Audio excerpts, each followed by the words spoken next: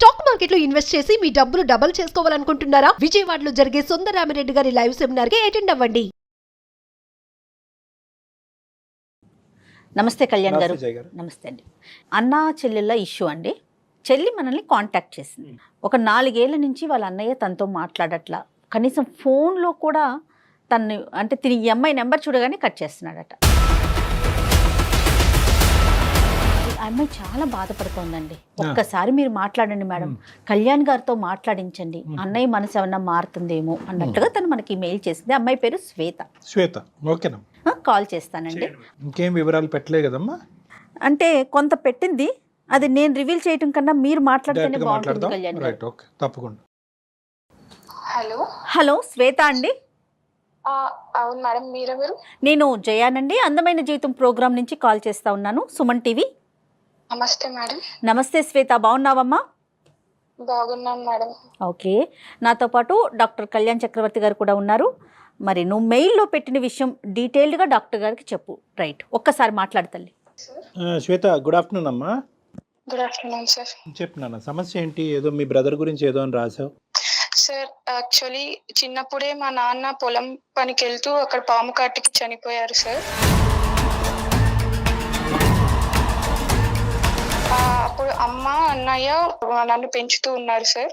Okay, మా అమ్మ కూడా కొన్ని రోజులు మా నాన్న చనిపోయిన తర్వాత చనిపోయారు సార్. అయ్యో,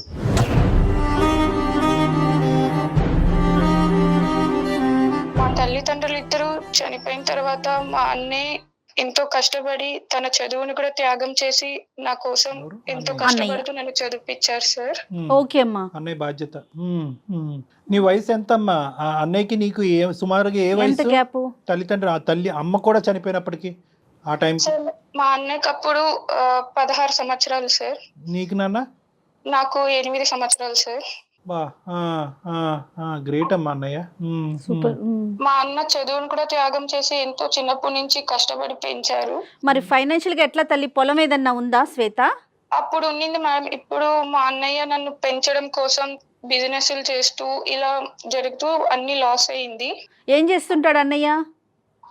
అన్నయ్య చాలా అంటే వేరే వేరే పనులు, పొలం పనులు అన్ని చేసుకుంటూ ఇలా ఫ్రెండ్స్ తో కలిసి బిజినెస్ స్టార్ట్ చేశారు. కానీ నీ చదువు గురించి తను చదువు వదిలేసాడమ్మా? అవును సార్.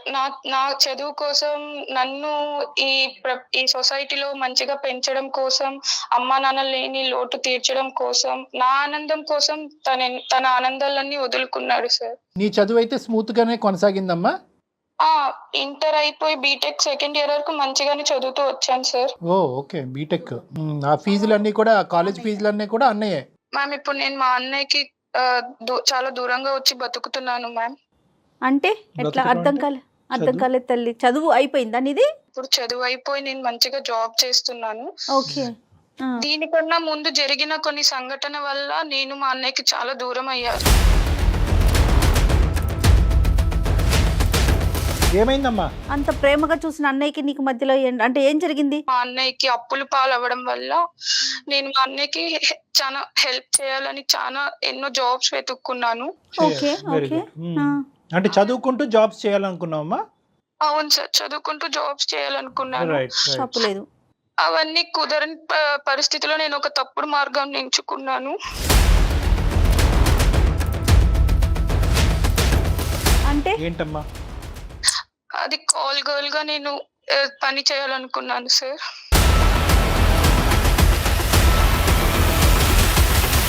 అదేంటమ్మా? కాల్ గర్ల్ గానా? ఎలా వచ్చింది నీకు ఐడియా? అంటే కొన్ని దాంట్లో ఇలాంటి పనులు చేస్తే త్వరగా అమౌంట్ సంపాదించవచ్చు, మా అన్నయ్యకి నేను అప్పులు అన్ని తీర్చేయచ్చు అనే ఒక దీంతో చేయాల్సి వచ్చింది. అలా చేస్తూ ఒకసారి మా అన్నయ్య వాళ్ళ ఫ్రెండ్స్ ఇలా బుక్ చేసుకోవడం ద్వారా మా అన్నయ్యకి తెలిసింది సార్.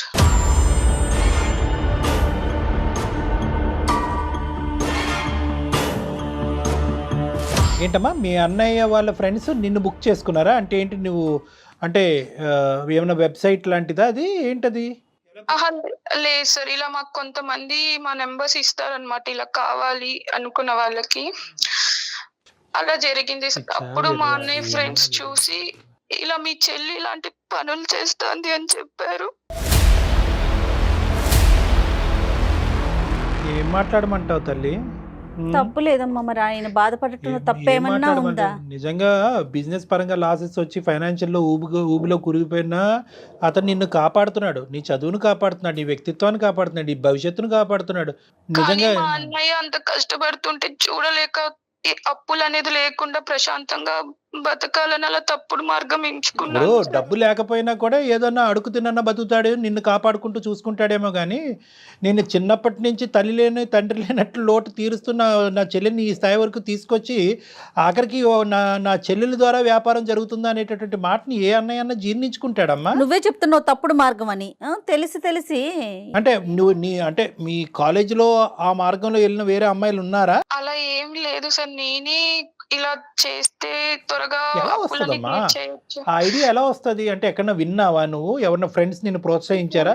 ఒక చండాలమైన ప్రశ్న అడుగుతాను, మొత్తం ఎంత సంపాదించావమ్మా దాని ద్వారా? సరే, ఇంకా నేను అది అడగను, నా ప్రశ్న నేను విరమించుకుంటాను. సో మీ ఫ్రెండ్స్కి తెలిసిన తర్వాత ఏం జరిగిందమ్మా? ఇలా వాళ్ళు మా అన్నయ్యకి ఫోన్ చేసి చెప్పారు సార్, మీ చెల్లెంటి ఇలాంటి పనులు చేస్తాంది, అసలు నువ్వెలా మీ చెల్లికి ఇలాంటి పనులు చేయడానికి ఆలోచిస్తున్నావు అని. అంటే నిన్ను చూసారమ్మా? నువ్వు వెళ్ళావా డైరెక్ట్గా వాళ్ళ రూమ్కి కానీ వాళ్ళ ప్లేస్కి కానీ వెళ్ళావా? అంటే వాళ్ళు ఫోన్ చేసినప్పుడు కొన్ని ఫొటోస్ పంపిస్తాం కదా సార్, అప్పుడు చూసి ఇలా జరిగింది. అప్పుడు నేనా కాదా అనుకొని వాళ్ళు కన్ఫర్మ్ చేసుకోవడానికి నేను ఉన్న ప్లేస్కి వచ్చున్నారు.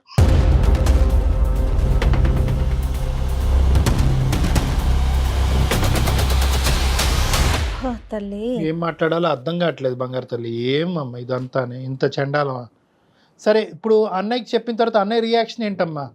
అదే సార్, వాళ్ళ ఫ్రెండ్స్ వచ్చి నన్ను చూసి ఇలా మా అన్నయ్యకి ఫోన్ చేసి చెప్పారు, ఇవన్నీ నువ్వే చేపిస్తున్నావా లేదా మీ చెల్లె చేస్తాందా ఈ పనులు అని. అంతే కదా. అంతే. At the end of the day అతని తల్లి ఒక తండ్రి అవటంతో నింద అతని మీద పడింది చూసావా? చూడండి.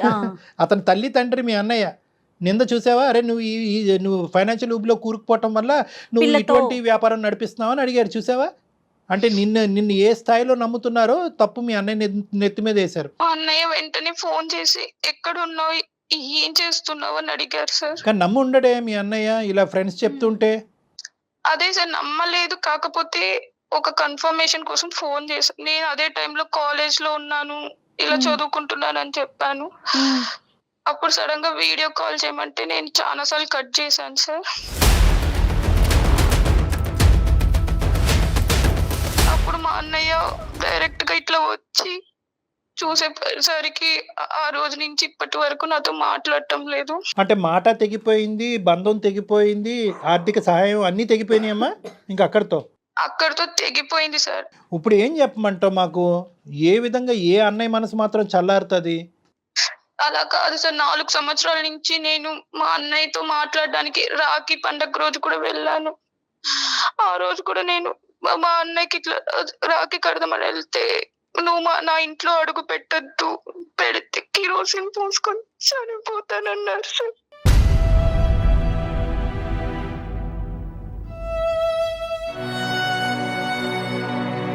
పెళ్ళయిందమ్మా అన్నయ్యకి?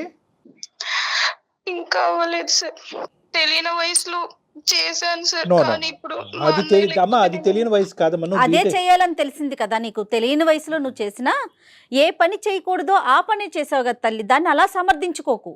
ఓకే, నువ్వు చేసింది తప్పు, దాన్ని ఒప్పుకో అంతే తప్ప నేను తెలియని వయసులో అంతే కదా. వయసు మీద ఏకమ్మ నింద, ఎందుకంటే నువ్వు బీటెక్ చదువుకుంటున్నావు, పెద్ద పెద్ద టెక్స్ట్ బుక్లు చదువుతున్నావు, ఎన్నో పరీక్షలు రాస్తున్నావు. పోనీ ఏదో అది సాంప్రదాయంగా ఆ కాలేజ్ మొత్తం అంతా ఇదే పనిలో ఉన్నారంటే మేము అనుకోవచ్చు. కాదంట, నువ్వు ఒక్కదానివే నీకేదో సడన్గా ఒక ఐడియా వచ్చిందంట, ఈజీ మనీ కాస్ట్లీ మనీ అని అనుకున్నావు, దిగేవు.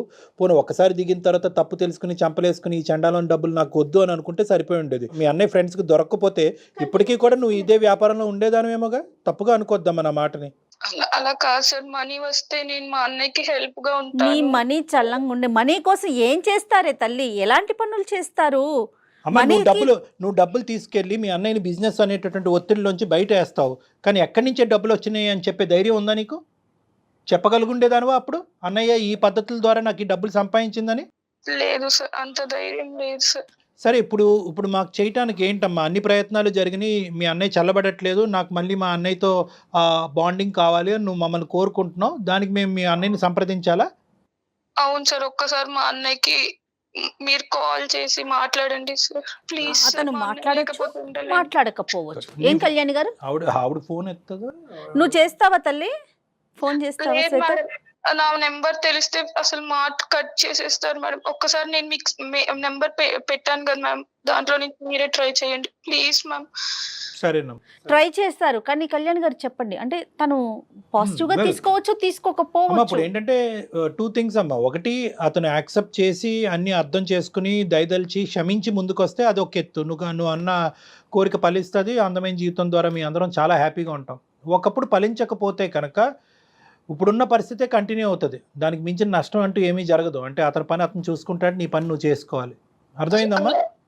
అలా కాదు సార్, మీరే ఎలా అయినా మాట్లాడించారు. మా అన్నయ్య లేకపోతే నేను బ్రతుకున్న శవం లాగా ఓ సార్. నో, అది కాదులే అమ్మా. బేసికలీ ఏంటంటే ఒక్కొక్క వ్యక్తికి ఒక్కొక్క కష్టం ఉంటుందమ్మా, ఒక్కొక్క ఆలోచన శైలి ఉంటుంది. దాన్ని బలవంతంగా మనం ఉంచేసి అనేటటువంటి చేయకూడదు. ఇంకా నుంచి నా లైఫ్ లో ఎటువంటి మంచి శుభకార్యాలు జరగాలన్నా మా అన్న చేతుల మీద జరగాలి సార్. రైట్, అదే అర్థమైంది అమ్మ. ఒక ఆడపిల్లకి అది మినిమం కోరిక, తల్లిదండ్రులు లేనప్పుడు అన్నయ్య ముందుకు రావాలి. ఆ అన్నయ్య మనసు కాస్త ఈ విధంగా గాయపడింది. చూద్దాం అమ్మ, మనం ఏ విధంగా దాన్ని రెక్టిఫై చేయగలమో చూద్దాము, ఒక ప్రయత్నం అయితే చేద్దాం.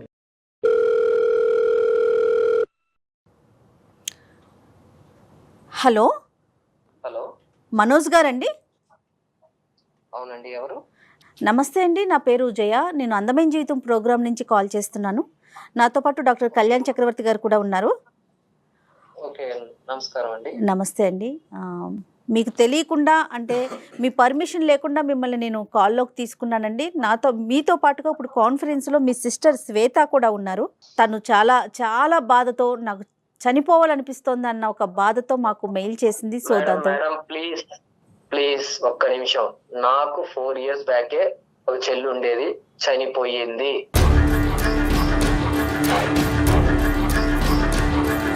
మనోజ్ గారు, మీ బాధను మేము అర్థం చేసుకుంటామండి, ఖచ్చితంగా అర్థమవుతుంది. మనోజ్, సార్ నమస్కారం సార్. నమస్తే మనోజ్. ఇక్కడ 2 థింగ్స్ నాన్న. ఎవరిని బ్రెయిన్ వాష్ చేయలేరు, ఎవరు కన్విన్స్ చేసేసి ప్రేమని క్రియేట్ చేయలేమమ్మా. నీ భావాన్ని మాడిఫై చేయటమో లేదంటే కొత్తగా ఒక ప్రేమని సృష్టించడం అనేది జరగట్లేదు. ఆల్రెడీ ఉండేటటువంటి ఒక ప్రేమని మళ్ళీ పులకరింపు చేసేటటువంటి విధంగా మనం ఏమన్నా చేయగలమా అనేది ఒక చిన్నపాటి ఆశ. అది కూడా ఇందాకే నేను అమ్మాయితో ఎవరు నా శ్వేతతో చెప్పాను, వీ కాంట్ ప్రామిస్, మేము ప్రామిస్ చేయలేము. అందమైన జీవితం చాలామంది జీవితాలని కాపాడింది, కానీ ఈ ఇష్యూలో మాత్రం నువ్వు చేసినటువంటి తప్పిదం ఏదైతే ఉందో ఆ తప్పిదం అనేటటువంటిది తిరిగి రాయలేనటువంటి తప్పిదం. అందులో ఒక తల్లిదండ్రుల బాధ్యత తీసుకునే పెద్దరికం వహించి, 16 సంవత్సరాలప్పుడు ఒక తల్లి తండ్రి యొక్క పాత్ర పోషించినటువంటి ఒక గొప్ప వ్యక్తి మనసు ఏ స్థాయిలో గాయపడి ఉంటుందని మేము అర్థం చేసుకోగలమమ్మా. ఇది అవుతే అవ్వచ్చు, చిన్న గోరంత ఆశ అంతే. ఒక ప్రయత్నం అయితే చేస్తామన్నా, ఇది ప్రయత్నం మాత్రమే, అల్టిమేట్గా డెసిషన్ ఈజ్ యువర్స్. ఒక 2 నిమిషాలు నేను మాట్లాడతాను. సార్ మీరంటే రెస్పెక్ట్ ఉంది కాబట్టి నేను ఈ విషయం మీద మీరు మాట్లాడుతున్నా నేను సైలెంట్ గా ఉన్నాను, ఇన్సైట్ విన్నాను సార్. అన్నయ్య సార్ ప్లీజ్ సార్ మనోజ్ మాట్లాడు సార్ మధ్యలో ఎవరు మాట్లాడొద్దు సార్, ప్లీజ్ సార్. నన్ను క్షమించాలి సార్ ప్లీజ్ సార్, మాట్లాడద్దు సార్, ప్లీజ్ శ్వేత, మాట్లాడదు. శ్వేత, నాకు నీ ఇమోషన్ అర్థం అవుతుందమ్మా. మాట్లాడొద్దు శ్వేత, చాలా రోజులు అయింది నువ్వు అన్నయ్యతో మాట్లాడి, అన్నయ్యతో పలకరించి కూడా చాలా రోజులు అవుతుంది నాకు తెలుసు. కానీ అతను మనసులో ఉండేటటువంటి వేదన ఒక్కసారి బయటకు రానివి, తర్వాత నువ్వు ఎప్పుడు మాట్లాడాలన్నది నేను చెప్తాను. చెప్పు మనోజ్, ఏమని చెప్పాలనుకుంటున్నారు? సార్ వద్దు సార్, నాకు అసలు ఎవరు లేరు సార్, అంతే. నాకు ఎవరు లేరు. నాకు చెల్లి అనేది 4 years బ్యాకే చనిపోయింది.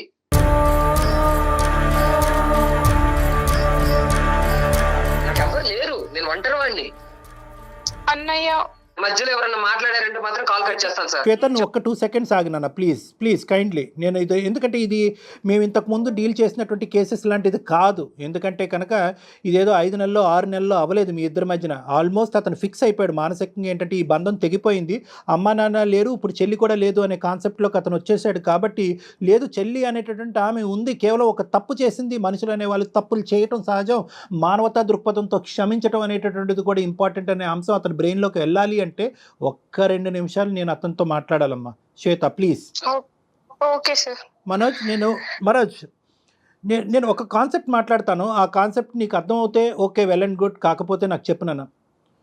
అమ్మ నాన్న ఎక్కడ కూడా ఈ మొత్తం ప్రయాణంలో ఎక్కడ కూడా ఇందాక ఆ అమ్మాయి ఎక్స్ప్రెస్ చేస్తున్నప్పుడు సార్ పాము కాటుకి తండ్రి చనిపోయాడు, 2 సంవత్సరాలు తిరక్కముందే తల్లి చనిపోయింది అనేటటువంటి మాట చెప్తున్నప్పుడు ఆ అమ్మాయి ఏమైనా కంటతడి పెట్టుకుంటుందేమో అని ఆలోచించా, వినాలని అనుకున్నా, పెట్టుకోలే కంటతడి. ఎక్కడ ఎమోషన్ అవ్వలా తను. అంటే దాని అర్థం ఏంటంటే వాళ్ళు లేనటువంటి లోటుని అంత చక్కగా నువ్వు తీర్చేవు అనేటటువంటి దాని అర్థం అనమాట.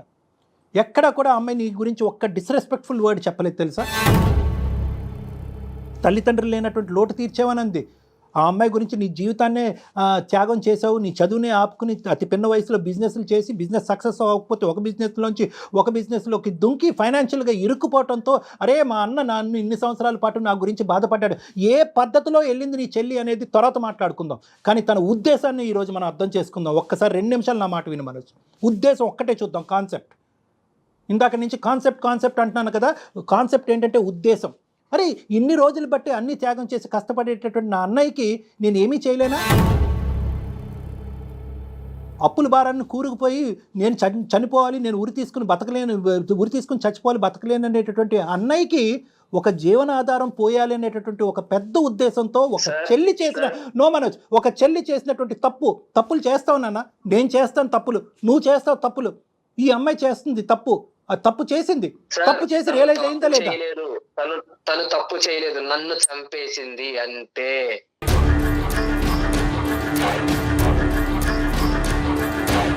నాకు తెలుసు సార్, నా జీవితాన్ని వదిలేసుకున్నా నేను తన కోసం.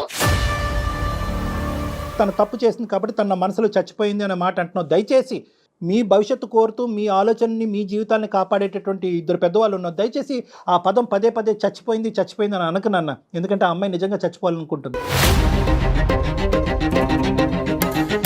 కానీ వెళ్ళినటువంటి పద్ధతి తప్పే, ఎందుకంటే మన సమాజం అది యాక్సెప్ట్ చేయదు. వేరే సమాజాల్లో వేరే దేశాల్లో అది కామన్ అనుకుంటారు, అది వృత్తిరీత్యా చూస్తారు. దాన్ని ఒక మనోజ్ నేను ఒక 2 నిమిషాలు మాట్లాడతాను. వాళ్ళు ఒక వృత్తిగా దీన్ని ఒక సాంప్రదాయబద్ధంగా మనం దీన్ని అంగీకరించాం, దాన్ని ఒక వృత్తిగా తీసుకునేటటువంటి దేశాలు కూడా ఉన్నాయి. సరే ఆ దేశాల గురించి మనం ఎందుకండి, ఇక్కడ పుట్టి పెరిగిన వాళ్ళు మన కల్చర్ గురించి మనం మాట్లాడుకోవాలి అంటే కనుక ఈరోజు ఆ అమ్మాయి అన్ని విధాలుగా ఒక ఇరుకున పడింది. కాలేజ్ ఫీజులు కట్టాలి, అన్నయ్య ఏమొచ్చి అవస్థలు పడుతున్నాడు ఆ అకాడమిక్స్ కంటిన్యూ చేయడం గురించి, బాధను చెప్పుకోవటానికి తల్లిదండ్రులు లేరు, తల్లిదండ్రులు చనిపోయారు, అన్నయ్య బాధ చూడలేకపోయింది. ఈ పద్ధతిలో నేను వెళ్తున్నానని అంటే కనుక ఏ అన్నయ్య ఒప్పుకోవడానికి తనకు తెలుసు. కానీ అప్పులు తీరుతాయి కనుక అన్నయ్యని సేవ్ చేస్తాను అనేటటువంటి ఒకే ఒక ఆలోచన, ఒకే ఒక ప్రేమ, ఒకే ఒక దృక్పథంతో నేను ఖండిస్తున్నాను అన్న. ఈ సమాజంలో పుట్టి పెరిగేటటువంటి ప్రతి మగాడు అన్నయ్య అనుకునేవాడు, ఒక తండ్రి అనుకునేవాడు, ఎవడైనా కూడా వాళ్ళ కూతురు కానీ ఒక చెల్లి కానీ తప్పు చేస్తే కనుక ప్రతి వాళ్ళు ఖండిస్తారు, ఎవరు ఖండించరు. నువ్వు చేసినటువంటిది కొత్తదనం ఏంటి, వేరే వాళ్ళు చేయనటువంటిది ఏంటి? కరెక్టే, నీ మనసు గాయపడింది, అమ్మాయి వెళ్ళిన పద్ధతి తప్పే, రియలైజ్ అయ్యిందా లేదా? ఇప్పుడు ఆ అమ్మాయి పద్ధతిగా బతుకుతుంది, అప్పుడు చేసినటువంటి పాపానికి ఇప్పటికీ చంపలేసుకుంటుంది, కానీ ఇప్పటికీ కూడా ఒకే ఆశ, ఒకే ఆలోచన, ఒకే కోరికతో బతుకుతుంది. ఏ రోజైనా కానీ మా అన్నయ్య నా దగ్గరికి వచ్చి నన్ను కాపాడుతాడన్న ఉద్దేశంతో తప్ప. సార్ చెప్పారు కదా, ఒక్కసారి నా బాధ వినండి సార్.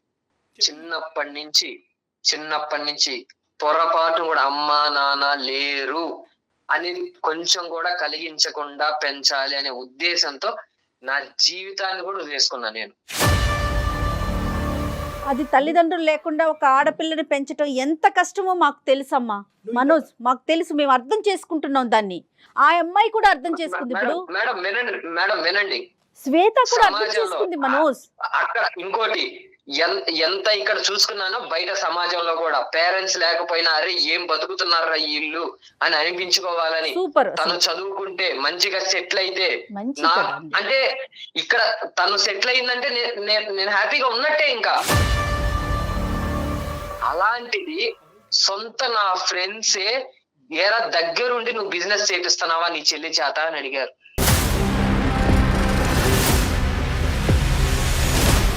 ఏం చేయాలనుకుంటున్నారో నాకు తెలియదు, కలపాలనుకుంటున్నారేమో జీవితం అలవాటు అయిపోయింది, నమ్మకం లేదు. కమింగ్ టు ద పాయింట్ నువ్వు కూడా ఎంత క్షోభలో ఉండుంటావు. ఎందుకంటే అల్లారు ముద్దుగా పెంచుకున్నటువంటి నీ చెల్లెల్ని ఆల్మోస్ట్ నీ కూతురు చెల్లెలు తల్లి అన్నీ ఆ అమ్మాయి అనుకున్నట్టుగా ఒక ఆడదానికి చూసుకున్నావు. నేను ఎక్కడా కూడా నీ క్రెడిట్ నువ్వు చేసినటువంటి త్యాగాలు ఎక్కడ కూడా చిన్నగా చేయట్లే. నేను ఎక్కడగా చిన్నగా చూడాలి అని అనుకోవట్లేదు. దానికి ఎంత స్థాయి పదాలు వాడినా కూడా తక్కువే అన్నట్టు నాకు అనిపిస్తుంది. ఒకటి, ఇప్పుడు నువ్వు చెప్పావు కదా, నేను ఇంత కష్టపడ్డాను, పరువుని ఇంత నమ్ముకున్నాను, నా చెల్లెల గురించి ఇంత త్యాగం చేసుకున్నాను, మాట పడకూడదు అనుకున్నాను. ఏ మాట అయితే పడకూడదు అనుకున్నాను అదే నా ప్రాణ స్నేహితుల దగ్గర నుంచి నీ చెల్లి ద్వారా వ్యాపారం చేయిస్తున్నావురా అనే మాట వినవలసి వచ్చింది సార్. ఆ రోజే నేను చచ్చిపోయానని అన్నావు కదా. ఈ డిస్క్రిప్షను ఆ అమ్మాయి కూడా నీకంటే బాగా చెప్పింది. అంటే ఏంటంటే ఎక్కడా కూడా ఆ అమ్మాయి కానీ, ఈ సమాజం కానీ, మీ బంధువులు కానీ ఎవరు కూడా నువ్వు చేసినటువంటి త్యాగాన్ని తక్కువ చేసి చూడట్లేదు. కానీ అన్ని త్యాగాల కంటే పెద్ద త్యాగం ఏదైనా ఉందంటే కనుక అది క్షమాగుణం. ప్లీజ్ కరెక్ట్ అండి. Try and understand this. 100% Kalyan గారు. ఇప్పుడు వరకు నువ్వు చేసింది ఒకెత్తు, ఇప్పుడు చేయబోయేది ఒకెత్తు. నీ మనస్సాక్షిమే చెయ్యేసి చెప్పు. దినదిన గండం నూరేళ్ళ ఆయుష్లా బతకలేదా ఈ 4 సంవత్సరాల పాటు? నీ చెల్లిని దూరం చేసుకుని ఎక్కడుందో, ఏం చేస్తుందో, ఎలా ఉందో అనే బాధతో బతకలేదా నువ్వు? మీ తల్లిదండ్రులు గుర్తు రాలేదా నీకు? తప్పు చేసి రియలైజ్ అయిందా లేదా? తప్పు చేయటం వెనకతలో ఉన్న ఉద్దేశం ఏంటి అంటే నేను అది సమర్థిస్తున్నట్టు కాదు, ఆ అమ్మాయి చేసిన తప్పే. చెయ్యకూడదు తప్పు చేసిన తర్వాత మనం వెనక కోట్లు వేసినా గానీ, కష్టపడి చేసినా గానీ ఆ కష్టాన్ని గుర్తించారు సార్. ఇది అలాగే వచ్చిందని అంటారు. సమాజం కోసం తన ఆలోచన అంతా సమాజం కోసం, పరువు పోయిందనే ఆలోచిస్తున్నాడు. నా కోసం మీరు ఇంత ప్రయత్నిస్తున్నారు, నేను కాదన్న సార్. కాకపోతే నాకు వద్దు సార్. నేను వదలను మనోజ్, నేను వదలను. ఫ్రెండ్స్ లో మొహం చూపించుకోలేక నువ్వు ప్లేస్ లో నేను అక్కడ ఉండట్లేదు సార్. నేను ఫోన్ పెట్టేసినా నేను నీ ఇంటికి వస్తా. ఎందుకు అంటే కనుక ఇక్కడ సమన్వయం ఏదన్నా ఒక చక్కటి న్యాయం, దైవ న్యాయం ఏదన్నా దేవుడు కూడా కావాలనుకునేటువంటి న్యాయం ఏదన్నా ఉందంటే కనుక మీ అన్న చెల్లెలు బంధం ఉండాలి. ఎందుకంటే ఈ ప్రపంచంలో నీకే ఈ అమ్మాయి తప్ప ఎవరు లేరు, ఆ అమ్మాయికి నువ్వు తప్ప ఎవరు లేరు. మిమ్మల్ని ఇద్దరిని కలపకపోతే కనుక మా ప్రోగ్రామే వేస్ట్. నిజంగా నేను చెప్తున్నాను ఈరోజు ఈ మాట. మీరు వస్తానంటున్నారు, హ్యాపీగా రిసీవ్ చేసుకుంటా. థ్యాంక్ యూ సో మచ్ అండి, మమ్మల్ని రిసీవ్ చేసుకుంటున్నందుకు thank you so much. But మీరు సమాజం కోసం ఆలోచిస్తున్నారా, లేకపోతే మీ మనసుకు పడ్డ గాయం కోసం ఆలోచిస్తున్నారా? సమాజం ఎలా తీసుకుంటుందో, ఈ డబ్బు సంపాదన అంతా కూడా అలానే వచ్చింది అని ఆలోచిస్తున్నారా? అనుకుంటదని ఇప్పుడైతే మెంటల్ గా నాకు ఎవరు లేరు, నేను ఒంటరి వాడిని అని ఫిక్స్ అయిపోయాను మేడం. నాకు వద్దు మేడం ఇప్పుడు ఈ టైంలో మళ్ళీ. తమ్ముడు నా మాట వినరా బాబు. తమ్ముడు మనోజ్ నీకు పుణ్యం ఉంటుందిరా తమ్ముడు. నేను ఒకే మాట నేను చెప్తున్నాను, ఒకే మాట. ఒక 2 నిమిషాలు ఇప్పుడు వరకు మాట్లాడనివ్వద్దు అనేటటువంటి మీ చెల్లిని మాట్లాడిని. అట్లీస్ట్ తన మనోవేదన ఇప్పుడు వచ్చి ఎవరికి చెప్పుకునే సబ్జెక్ట్ కాదు ఇది. నో నువ్వు అలా అనకూడదు. నీ చెల్లెలు ఇప్పుడు వరకు తను తప్పును తెలుసుకుంది, ప్రతిరోజు బాధపడుతూనే ఉంది. ఈరోజు కష్టపడి ఒక చక్కటి ఉద్యోగం చేసుకుంటూ తన కాళ్ళ మీద తను నిలబడింది. ఆ ఆలోచన గురించి పదే ఆలోచిస్తూ ప్రతి క్షణం ఈ రోజైనా రేపైనా ఎప్పటికైనా కూడా నా అన్నయ్య నా దగ్గరకు వస్తాడని ఆశతో బతికేటటువంటి అమ్మాయిని కేవలం ఒక 2 నిమిషాలు మాట్లాడిన నీలో ఒక మానవత్వం ఉందిగా. ప్లీజ్ అమ్మాయిని ఒకసారి మాట్లాడి. నీకన్నా పెద్దదానిగా నేను ఒక అక్కగా చెప్తున్నాను, విను మనోజ్. సాధారణంగా పెద్దవాళ్ళు ఒక సామెత చెప్తారు, ఈ రోజు పోతే రేపటికి 2వ రోజు అని. వినే ఉంటావు నువ్వు కూడా, ఆ బాధను కూడా ఫేస్ చేసావు. రేపటి గురించి కాదు, దయచేసి దీన్ని మనసులో పెట్టుకో. నేను ఎందుకు చెప్తున్నానో ఒక్కసారి విను. తను చేసింది చాలా పెద్ద తప్పు, ఎవరూ యాక్సెప్ట్ చేయం. కానీ ఒక్కసారి నువ్వు తన బాధ ఏంటో ఒక్కసారి విను ప్లీజ్. ఇది మా పర్సనల్ రిక్వెస్ట్ అనుకో, నేను డాక్టర్ కళ్యాణ్ గారు. అంటే basically what ever the change has to be a permanent change అన్న. ఈ రోజు మేమేదో బలంతో పెడుతున్నటువంటి ఉద్దేశం కాదు. నేను చాలా ఇమోషనల్గా మాట్లాడతాను, గట్టిగా మాట్లాడతాను, మనసులో భావాన్ని స్ట్రైట్ ఫార్వర్డ్గా వ్యక్తపరుస్తాను. ఇక్కడ ఎందుకంటే నాకు క్లారిటీ ఉంది నాన్న. ఓకే నువ్వేరో మీరు నా స్థానంలో నిలబడి ఆలోచించండి సార్ అంటే కరెక్టే. ఎవరి స్థానాన్ని ఎవరు చెప్పలేరు. నీ ఆలోచన నీది, నీ వ్యక్తిత్వం నీది. కానీ at the end of the day మనందరినీ కలిపేటటువంటి ఒక మానవతా దృక్పథం అనే ఒక యాంగిల్ ఉంటుంది, ఒక బ్లడ్ రిలేషన్, అదంతా కూడా మనందరినీ కలుపుతుంది అనమాట. ఎక్కడో ఒక చిన్న జాలి, ఒక దయ. నేను చెప్పాలా మీ చెల్లి గురించి? మీ చెల్లిని నువ్వు చిన్నప్పటి నుంచి ప్రేమించినటువంటిది మీ చెల్లి యొక్క వ్యక్తిత్వం గురించి నేను చెప్పాలా? అమ్మాయి ఏమన్నా అబ్బాయిల గురించి పరితపించేటటువంటి మనస్తత్వమా? అబ్బాయిల వెనకట్లు పడి 10 రిలేషన్షిప్ పెట్టుకునే చెల్లి గురించా నువ్వు మాట్లాడుతున్నావు? కేవలం ఏంటంటే ఒక 10 రూపాయల గురించి ఆశపడి ఆ 10 రూపాయలు తన తిని తందనాలు ఆడటం గురించి కాదు, ఆ 10 రూపాయల గురించి నిన్ను ఊబిలోంచి బయటకు వేయటం గురించి ఒక పరితపించేటటువంటి ఒక మానవతా మూర్తి. అంటే ఆ మానవతా కోణం నుంచి ఒక్కసారి ఆలోచించరాను. ఇంకొకటి నేను చెప్తున్నా, నువ్వు ఇప్పటి వరకు ఇదే కోణం మీద ఎందుకు నిలబడ్డావు, ఇదే ప్లాట్ఫామ్ మీద ఎందుకు నిలబడ్డావు అంటే కనుక ఇప్పటి వరకు ఆ అమ్మాయి వాయిస్, ఆ అమ్మాయి ఇమోషను, ఆ అమ్మాయి టోను వినటానికి నువ్వు రెడీగా లేవు. అమ్మ శ్వేత, ఒక్కసారి మీ బ్రదర్తో మాట్లాడినన్న. హలో అన్నయ్య. చెప్పు. అన్నయ్య ప్లీజ్ అన్నయ్య కాల్ కట్ చేయొద్దు అన్నయ్య.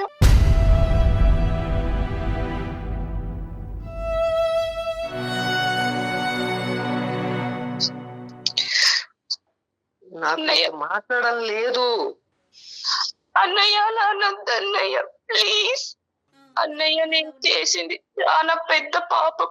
కష్టపడి చదువుకొని ఇప్పుడు నేను ఒక మంచి ఉద్యోగం చేస్తున్నాను. కాదు, నేను నిన్ను అంత బాగా చూసుకున్నాను, అసలు ఎలా చేయాలనిపించింది అసలు నీకు? నువ్వు కష్టపడు. కనీసం నేను గుర్తు రాలేదు ఆ టైంలో. అన్నయ్య నీకు సహాయం చేయడం కోసమే చేశాను. ఏంటి ఆ పాపిష్టి డబ్బుతోనా? ఆ పాపిష్టి డబ్బులు ఏం చేసుకోవాలి? తప్పైపోయింది అన్నయ్య, ఇప్పటికన్నా క్షమించు ప్లీజ్. తన కన్నీటితో నీ కాళ్ళు కడుగుతోందమ్మా. మనోజ్ ప్లీజ్ ఒక్కసారి ఆలోచించు. నువ్వు అసలు డాక్టర్ గారు అన్నట్లుగా మేమెవరో మీ ఇద్దరి మధ్యలో, అన్నా చెల్లెళ్ళ మధ్యలో, చెల్లి గురించి చెప్తానుకో లేకపోతే అన్న గురించి చెప్తాకో మేమెవరు అమ్మా? దెబ్బ తగిలితేనే తట్టుకోలేను అలా ఊహించుకొని నీ బాధ తప్పే లేదు. అసలు అన్నయ్య ప్లీజ్ అన్నయ్య, ఒక్కసారి క్షమించన్నయ్య ప్లీజ్ అన్నయ్య. ఏం అర్థం కావట్లేదు మనోజ్, అందుగురించే మనోజ్, ఇన్ని రోజులు బట్టి ఆ అమ్మాయి బాధ ఆ అమ్మాయి మనసులో ఉంది, నీ బాధ నీ మనసులో ఉంది. మీరిద్దరు ఎదురుబెదురు కూర్చుని కొంతవరకు మనసు విప్పి మాట్లాడుకుని ఉంటే కనుక ఇంకో విధంగా ఉంటుంది. సరే, నువ్వు చాలా ఎథికల్ అండ్ సెంటిమెంటల్ పర్సన్, నీకు వాల్యూ సిస్టమ్స్ ఎక్కువ ఉన్నాయి కాబట్టి నువ్వు ఆ అమ్మాయిని ఎప్పుడైతే తప్పు అనే పదం విన్నావో, ప్రత్యేకంగా నీ ప్రాణ స్నేహితుల దగ్గర విన్నావు, అక్కడి నుంచి అక్కడ కట్ చేసేసావు. నేను ఇప్పుడు ఏమని చెప్తున్నానంటే, నువ్వు ఒకే పదం అన్నావు ఇందాక, నాకు అర్థం కావట్లేదు సార్ అని చెప్పి. మీకు అర్థం కాలేనప్పుడే మాలాంటి వాళ్ళు. సో నేనేమంటున్నానంటే ఇద్దరు సార్ ఒక్క నిమిషం సార్. అన్నయ్య కావాలంటే నన్ను చంపే అన్నయ్య. అయ్యో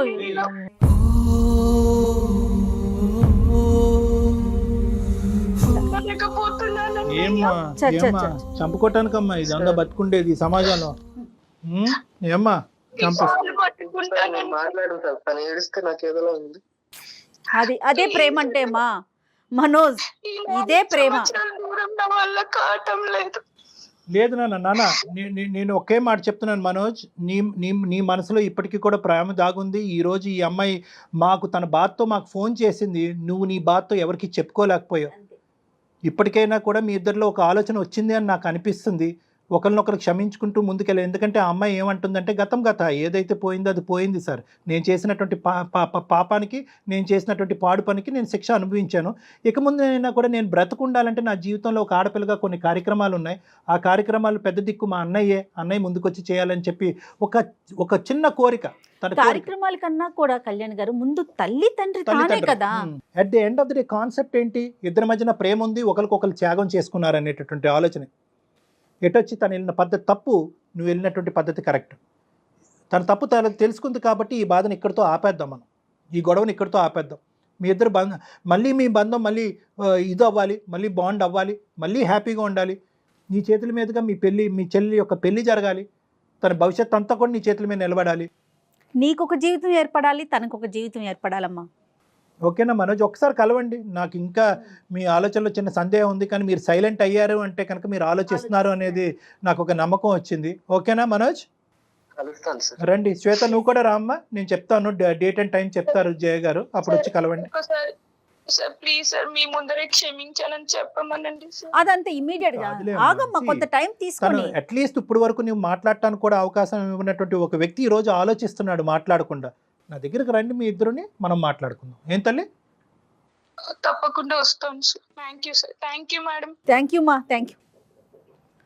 అంటే బంధానికి అట్లా ఎవరైనా సరే లొంగిపోవాల్సిందేనేమో కదా కళ్యాణ్? అంతే మేడం, అది లోపల ఉంది. రిలేషన్స్ కి బయట ఉన్న ఇమోషన్ మనం క్యాలిక్యులేట్ చేసుకుంటూ పోతే కష్టం మేడం. ఎందుకంటే ఎంత త్యాగం చేస్తే ఆ అబ్బాయి అంత ప్రేమగా చూసుకున్నాడు. సో లోపల ఎక్కడో ఉంది. దాన్ని ఏంటంటే ఆ అవమానంతో కప్పేశారన్నమాట. అవమానంతో ప్రత్యేకంగా వాళ్ళ ఫ్రెండ్స్ దగ్గర నుంచి వచ్చింది చూడండి, ఆ ఫ్రెండ్స్ ఎదుర్కొంటే తలెత్తుకోలేకుండా పరిస్థితి. ఆ అవమానం, అతను ఏంటంటే పరువుకి ఇంపార్టెన్స్ ఇచ్చే ఒక వ్యక్తిత్వం. అవే రిలేషన్స్. సూపర్ అండి. Thank you so much. Thank you. నమస్తే.